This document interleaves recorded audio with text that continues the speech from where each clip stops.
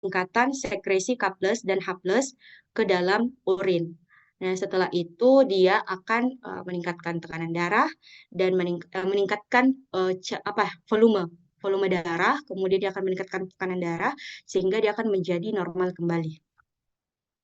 Nah, ini tadi epinefrin dan norepinefrin sistem, dia itu hormon yang dihasilkan oleh medula adrenal yang bekerja pada sistem. Jadi epinefrin dan norepinefrin inilah yang bekerja sama untuk meningkatkan sekresi pada aldosteron. Nah, kemudian ada juga ADH, dia itu diproduksi di hipotalamus, yang dimana dia itu akan berfungsi saat terjadi penurunan volume darah atau dehidrasi. Jadi hormon ADH ini dia itu akan langsung diproduksi oleh hipotalamus saat seseorang itu mengalami dehidrasi atau disebut dengan vasopresin. Nah, kemudian juga ada yang atrial natriuretic peptide, dia itu oleh sel myokardium atrium, yang mekanismenya itu dia akan menurunkan blood pressure. Oke. Selanjutnya regulasi sistem saraf. Nah, dalam sistem saraf ini ada dua refleks yang harus kita tahu. Yang pertama itu ada refleks baroreseptor dan refleks kemoreseptor. Kalau dia baroreseptor, dia itu mekanisme jangka pendek untuk mengatur tekanan darah. Jadi refleks ini terpicu kalau misalnya ada perubahan tekanan darah. Oke. Jadi kalau misalnya ada perubahan tekanan darah, maka refleks baroreseptor ini akan pertama kali berespon seperti itu. Nah, kemudian baroreseptor ini dia terletak di sinus caroticus dan arcus aorta. Kita tidak perlu lagi jelaskan di mana letaknya. Teman-teman pasti sudah tahu. Nah, kemudian di sini refleks baroreseptor. Kalau misalnya seseorang itu mengalami hipotensi atau mengalami peningkatan tekanan darah, maka refleks baroreseptor ini dia akan yang paling pertama melakukan regulasi karena dia kan mekanisme jangka pendek untuk mengetahui atau mengetahui adanya perubahan tekanan darah dan meregulasi tekanan darah. Nah, jadi di sini yang pertama, kalau misalnya orang mengalami hipotensi toh, jadi kalau misalnya orang tekanan darahnya itu rendah, maka akan terjadi penurunan regangan baroreseptor atau refleks baroreseptornya itu menurun. Nah, kemudian ketika refleks baroreseptornya itu menurun, di pusat kardiovaskuler, dia itu kan di pusat kardiovaskuler tadi itu ada yang disebut dengan simpatis dan parasimpatis. Tadi simpatis itu rata-rata dia meningkat toh. Nah, di sini ada tanda panah. Ya, karena memang simpatis itu dia cenderung meningkat. Nah, kemudian dia pada pusat kardiovaskuler, dia akan meningkatkan heart rate, kemudian stroke volume, sehingga ketika terjadi peningkatan kedua hal ini, akan terjadi peningkatan cardiac output. Nah, bersamaan dengan hal tersebut, di medula adrenal, dia juga akan mensekresikan norepinefrin, kemudian epinefrin. Tapi dia akan jauh lebih banyak di norepinefrin, dan sehingga meningkatkan vasokonstriksi, sehingga meningkatkan tekanan darah dan kembali ke hemostasis. Nah, sama dengan di seseorang yang mengalami hipertensi, dia akan mengalami tekanan darah, bukan hipertensi sih, maksudnya peningkatan tekanan darah ya. Jadi kalau misalnya orang meningkat tekanan darahnya, jadi dia itu mekanismenya tekanan darahnya meningkat, kemudian refleks baroreseptornya dia meningkat, kemudian di pusat kardiovaskuler dia itu akan meningkatkan respon parasimpatis. Karena parasimpatis tadi dia itu fungsinya untuk menurunkan heart rate, maka dia akan menurunkan cardiac output. Jadi berbanding lurus. Kalau misalnya heart rate-nya turun, dia stroke volume-nya juga turun, sehingga cardiac output-nya juga akan ikut turun. Nah, kemudian di medula adrenal, dia medul adrenal itu di epinefrin, dia itu akan meningkat. Jadi kalau epinefrinnya meningkat, kalau misalnya di dalam tubuh epinefrin itu meningkat, dia akan apa berespon untuk melakukan vasodilatasi. Jadi ketika terjadi penurunan cardiac output dan vasodilatasi, maka akan terjadi penurunan tekanan darah dan kembali ke hemostasis. Nah, kalau dia kemoreseptor, ini tidak perlu saya jelaskan aneh sekali. Kalian cuma perlu pahami. Jadi, kemoreseptor itu dia itu yang memantau perubahan atau komposisi kimia darah. Dia itu letaknya di sinus karotikus dan arcus aorta. Dia itu mendeteksi apapun perubahan kimia dalam darah. Jadi dia mendeteksi O2, karbon dioksida, dan juga H+. Nah, ini uh, saya tidak tahu ini kayaknya masuk juga besok. Ini nah. Jadi kalau ditanya mekanisme kemoreseptor saat seseorang mengalami hipoksia itu bagaimana? Nah, jadi pada saat seseorang itu mengalami hipoksia atau O2-nya sedikit, maka akan terjadi beberapa mekanisme. Kemudian di sini ini ya, orangnya ini mengalami hipoksia, terus dia juga ada peningkatan konsentrasi H+ atau asidosis, dan dia juga kelebihan karbon dioksida, itu kemudian akan membuat pembuluh darahnya itu vasodilatasi, sehingga merangsang kemoreseptor untuk mengirim sinyal ke pusat kardiovaskular atau medul oblongata. Nah, di medul oblongata dia akan meningkatkan stimulasi simpatis. Simpatis tadi dia akan meningkatkan tekanan darah toh. Jadi simpatis dia akan mengirim ke arteriol dan vena sehingga terjadi vasokonstriksi dan peningkatan tekanan darah. Nah, kemoreseptor dia ini juga apa ya berkaitan dengan pusat pernafasan di batak otak yang menyesuaikan laju pernafasan. Ini saya tidak tahu masuk atau tidak, tapi kayaknya enggak jadi. Eh, tapi pelajari juga saja karena senyawa-senyawa ini itu penting. Nah, kita langsung masuk di praktikumnya. It's, nah, cold pressure test. Jadi, tujuan praktikum kita besok itu, kita mau tahu apakah ada pengaruh stimulus suhu dingin terhadap tekanan darah. Kemudian, apakah ada kemungkinan seseorang itu mengalami hipertensi. Nah, kalau saya tanya,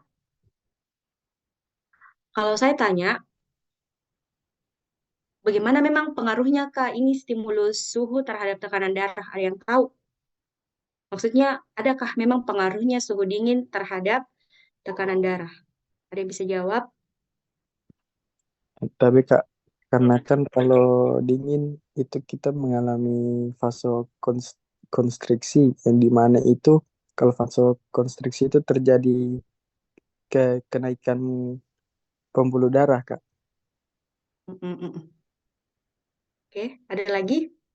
Tapi Kak, tadi yang ada tadi yang di medula adrena yaitu kenaikan desfinefrin Kak. Jadinya dia vasokonstriksi.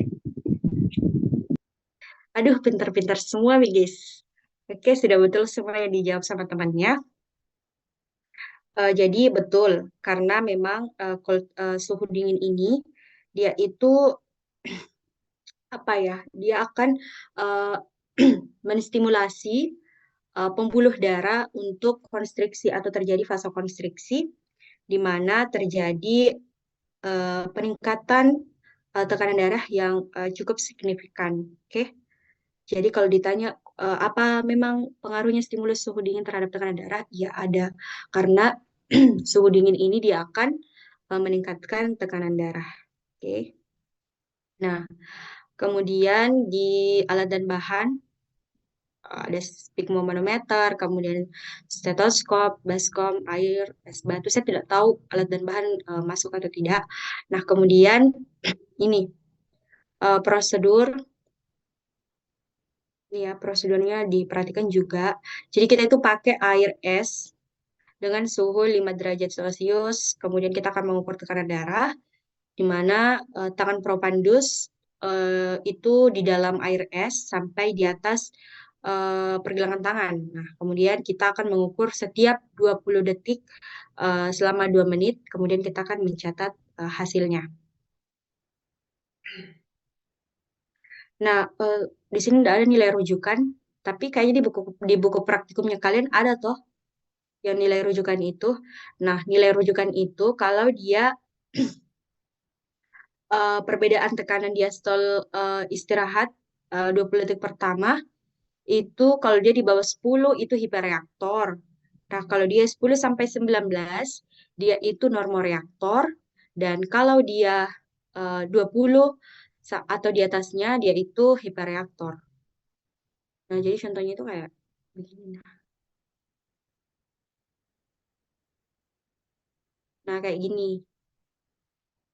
Jadi kita kayak ukur setiap detiknya itu apakah kemungkinan ada indikasi dari propandus kentara toh? Iya kah? Atau tidak kelihatan? Ini kelihatan, Tapi kayak iya Kak, kelihatan Kak. kelihatan toh. Nah, jadi dia itu kalau dia normal dia itu kayak gini. Kayak begini nunya besok gambarannya. Jadi kita memang cold pressure test ini dia itu sebenarnya salah satu alat yang digunakan pada zaman dulu lah, pada zaman dulu kala, ya dia itu yang digunakan untuk mengetahui apakah ada indikasi seseorang itu mengalami hipertensi. Nah, ini. Jadi dia itu pelajari apa ya? Adalah penemunya Edgar. Dia itu mempelajari bagaimana caranya untuk mengetahui seseorang itu mengalami hipertensi. Nah, makanya dia menciptakan sebuah metode yang disebut dengan cold pressure test. Nah, awalnya kenapa kita pakai 5 derajat Celcius? Karena memang dari prosedurnya seperti ini, karena pada percobaan yang dilakukan pada zaman itu dia pakai suhu 15 derajat Celcius tapi tidak ada perubahan tekanan darah begitu.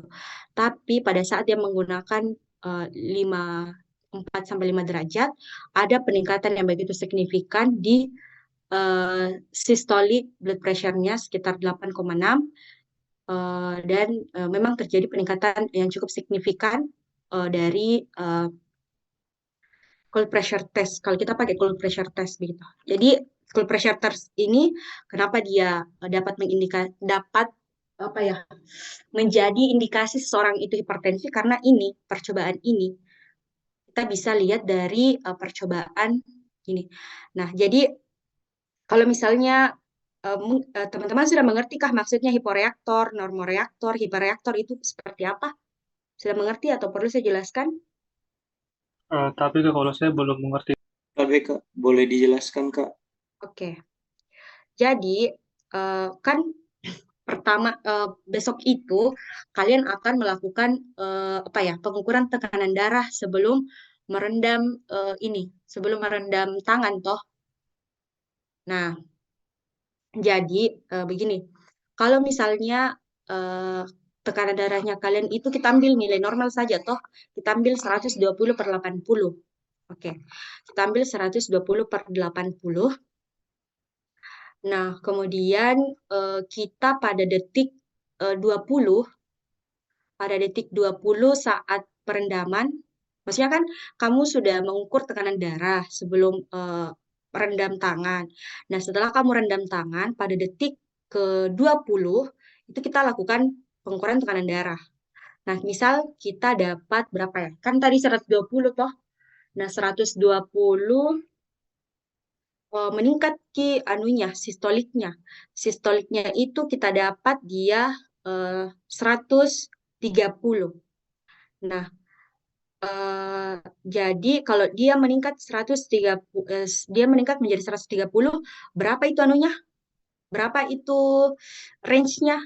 Apakah dia hiporeaktor, normoreaktor, atau dia hiperreaktor? Nomor reaktor Kak.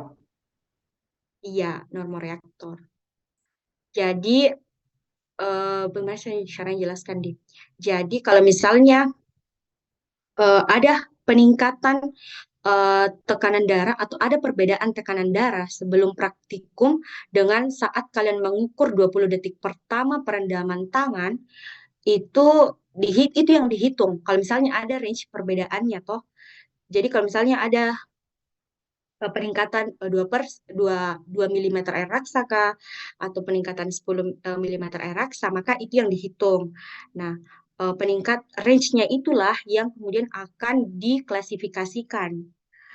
Jadi kalau misalnya kita dapat kasus atau besok itu 130 lah, 130 ke pada saat 20 detik pertama kita dapatnya itu 150 per eh, per 99. Nah, berapa sistoliknya? Berapa range sistoliknya? Apakah dia hiporeaktor, normoreaktor, atau hiperreaktor? Yang hiperreaktor kan, Ya, kenapa bisa? soalnya range-nya lebih dari 40 Kak. Iya, betul. Oke, itu saja. Sebenarnya itu saja yang dipahami. Jadi besok itu kita baiknya sih kita hitung dua-duanya. Kita hitung range di sistoliknya sama range diastoliknya.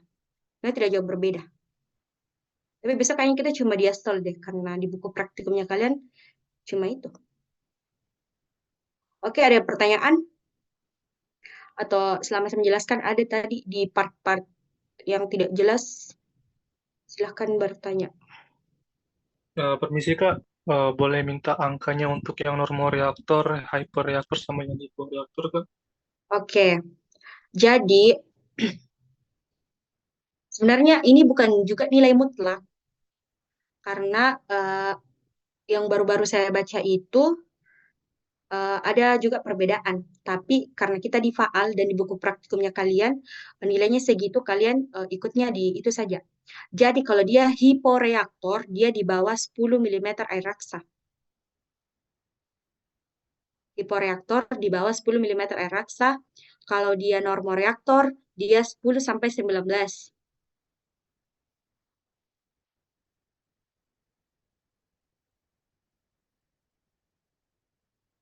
Nah, terus kalau dia apa tadi? Iya, hiper. Kalau dia hiperreaktor dia 20 milimeter air raksa atau lebih. Oke, ya baik Kak, makasih Kak. Oke, masih ada?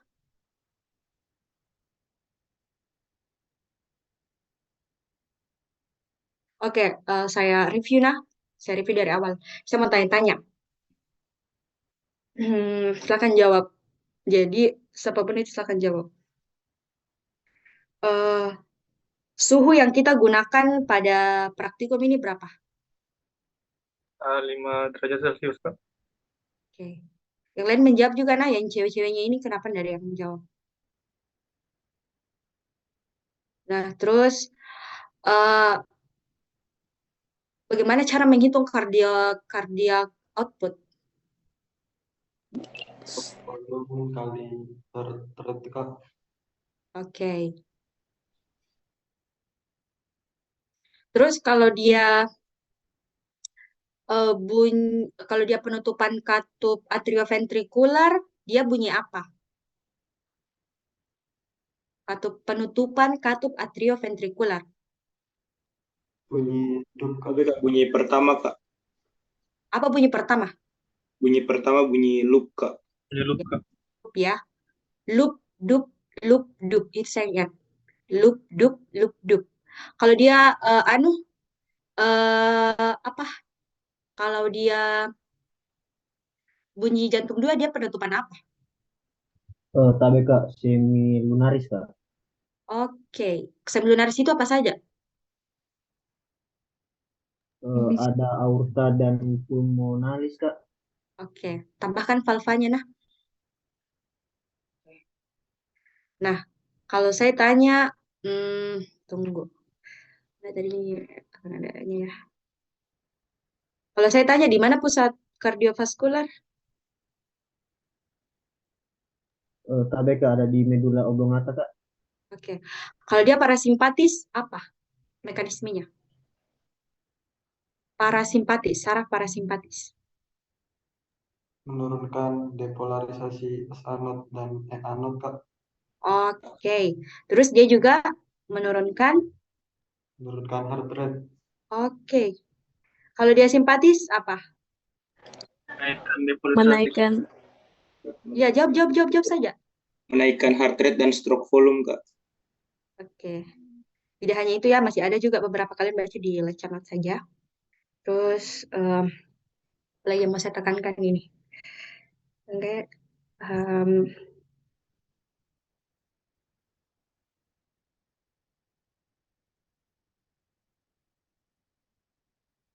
Nah, JNC 8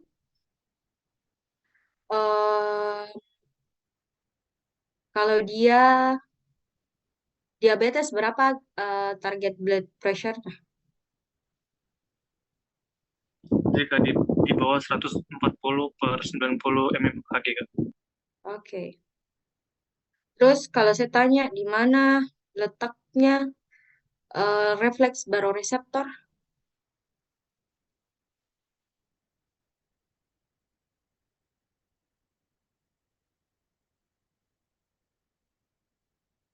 Refleks baroreseptor letaknya di mana?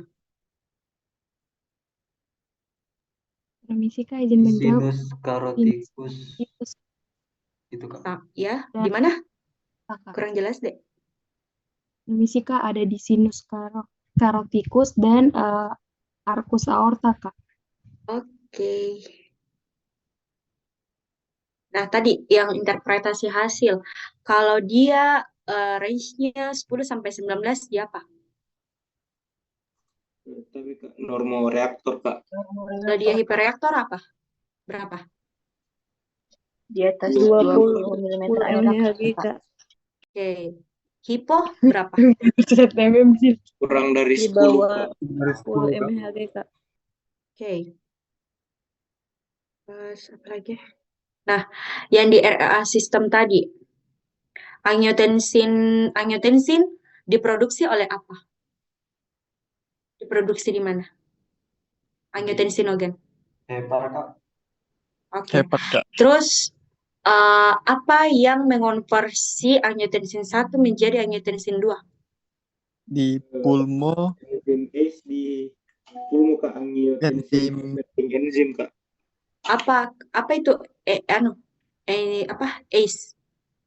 Angiotensin converting enzim, Kak. Itu angiotensin converting enzyme. Nah, itu sih, itu guys. Lihat-lihat dulu pretest post-test ya. Kalau misalnya kalian sudah jawab itu ya, sudah bisa lah aman pretest post-testnya kalian. Jangan kayak Cutaneus. Nah, di Cutaneus itu saya kayak apa ya? Kayak saya kira kalian sudah mengerti mengenai Cutaneus itu. Maksudnya kayak apa ya? Maksudnya pemahaman kalian saya lihat di pretest dan post-test itu ini agak apa ya? Masih kurang begitu kalau saya lihat. Jadi saya harap untuk menutupi nilai kalian yang merasa nilainya rendah di pretest post-test kemarin, itu silahkan pelajari besok atau jawab besok dengan baik-baik. Nah, karena bukan apanya nah di saya periksa itu kalian ada yang dapat 0, ada yang dapat 20, ada yang dapat 30, bukan saya meremehkan atau apa, tapi kayak sayang begitu. Kayak apa iya asdosnya tidak menjelaskan kepada kalian atau seperti apa begitu. Atau memang kalian kalau misalnya di sesi sharing itu silahkan tanya. Kalau misalnya asdosnya tidak bisa jawab, silahkan tanya apa dokter. Karena sebenarnya asdos itu bukan berarti dia lebih pintar dari kalian, oke? Tapi di sini kita kayak lebih sharing karena kita yang lebih duluan, gitu. Oke? Kalau memang sudah tidak ada, karena saya rasa teman-teman juga ada kesibukan lain, saya juga ada kegiatan di sebelah, mau prabubas, dan lusa saya mau UB, saya persilakan kepada teman-teman, kalau masih ada yang mau ditanyakan atau diperjelas, saya persilahkan memang. Ada yang enggak jelas. Kalau misalnya kalian sudah bisa jawab pertanyaanku tadi itu, sudah aman itu. Nah, hafal-hafal juga itu, nah, pokoknya hafal itu klasifikasi tekanan darah berdasarkan JNC. Yang ini, hafal, pokoknya hafal. Aduh, di mana tadi ini? Ini, hafal ini, yang JNC 8. Sebenarnya kalau kalian pakai yang lain tidak salah juga. Oke, sudah tidak ada. Kalau sudah tidak ada, saya cukupkan Mi. Tapi Kak, Ya, ya, kenapa? bisa jelaskan lagi yang angiotensin tadi Kak, yang angiotensin tadi Kak. Angiotensin, REA system. Iya Kak. Gue. Nih. Jadi, saya jelaskan ulang nah yang ini. Nah, jadi di RA sistem itu, dia itu sebuah hormon pengatur tekanan darah yang bekerja untuk mengatur volume darah, kemudian ini apa, tekanan darah, dan juga komposisi kimia yang ada di dalam darah. Jadi dia yang mengatur.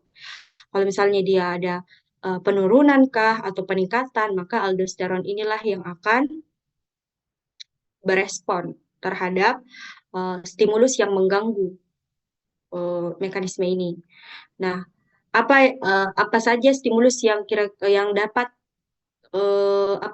mengganggu proses tekanan darah itu ini. Kalau misalnya orang dehidrasi atau dia penurunan atau mengalami defisit kekurangan Na+, kemudian juga perdarahan, otomatis volume darahnya itu berkurang. Kalau volume darah berkurang, maka tekanan darah juga akan berkurang karena apa yang mau dipompa seperti itu. Nah, kalau misalnya volume darahnya turun, itu kemudian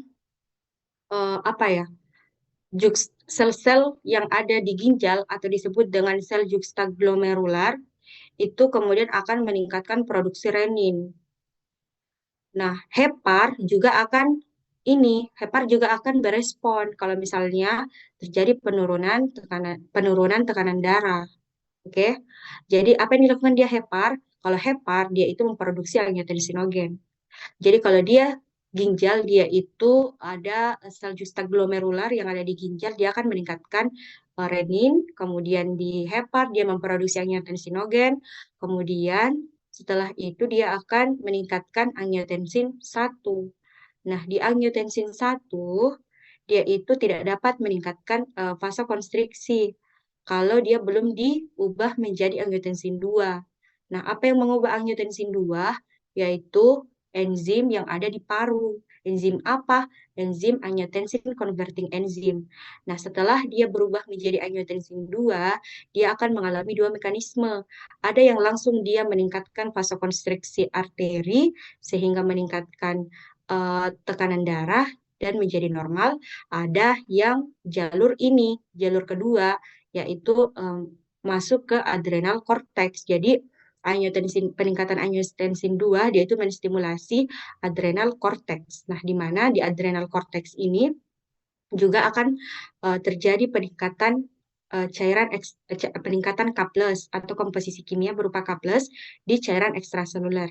Nah, jadi peningkatan cairan ekstraseluler, peningkatan K+ oleh cairan ekstraseluler dan peningkatan angiotensin 2 itu menstimulasi adrenal cortex untuk meningkatkan aldosteron. Jadi ini dia membawa sinyal ini ke sini. Nah, adrenal cortex dia meningkatkan aldosteron. Nah, tadi fungsi aldosteron kan dia yang meregulasi tekanan darah. Jadi, karena peningkatan aldosteron di ginjal ini karena nanti teman akan dapat di blok hematologi, pokoknya ginjal itu tidak bisa dipisahkan dari sistem dari bone marrow karena mereka memang yang memproduksi darah begitu. Tapi kalau saya jelaskan itu ke sana jauh sekali. Oke, jadi dia meningkatkan aldosteron. Pokoknya kalian pahami saja meningkatkan aldosteron. Nah, karena ada peningkatan aldosteron di ginjal, karena di ginjal dia itu akan karena di peningkatan aldosteron, maka dia akan merespon atau menstimulasi ginjal agar ginjal ini dia meningkatkan Na+ dan meningkatkan reabsorpsi air. Oke. Jadi aldosteron yang menstimulasi ginjal untuk meningkatkan Na+, kemudian reabsorpsi air, dan kemudian dia juga akan meningkatkan sekresi K+ dan H+ ke urin. Oke. Nah, setelah proses ini terjadi, maka terjadilah peningkatan volume darah. Ketika terjadi peningkatan volume darah, maka akan terjadi peningkatan tekanan darah dan kemudian akan kembali normal seperti itu.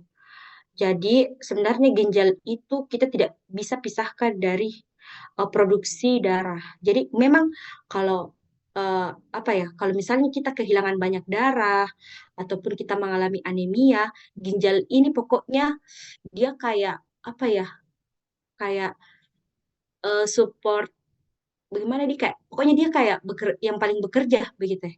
Kan memang darah itu dia diproduksi di bone marrow. Nah, tapi di ginjal ini dia itu kayak pendukung lah, semacam pendukung.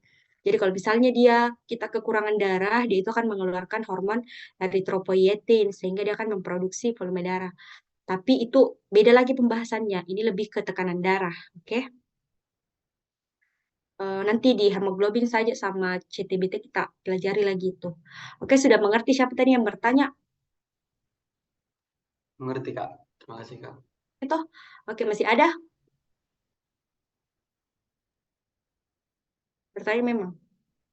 Atau kalau memang tidak ada yang mau ditanyakan, kalau misalnya masih ada yang kurang jelas, silahkan PC atau tanyakan besok di praktikum saja. Oke, kalau sudah tidak ada, saya cukupkan belajar. Nah, oke, sekian. Saya tutup. Wassalamualaikum warahmatullahi wabarakatuh. Waalaikumsalam warahmatullahi Waalaikumsalam Waalaikumsalam warahmatullahi warahmatullahi wabarakatuh. wabarakatuh. Terima kasih banyak, Terima kasih banyak, Kak. Kak. Terima kasih, Kak. wabarakatuh.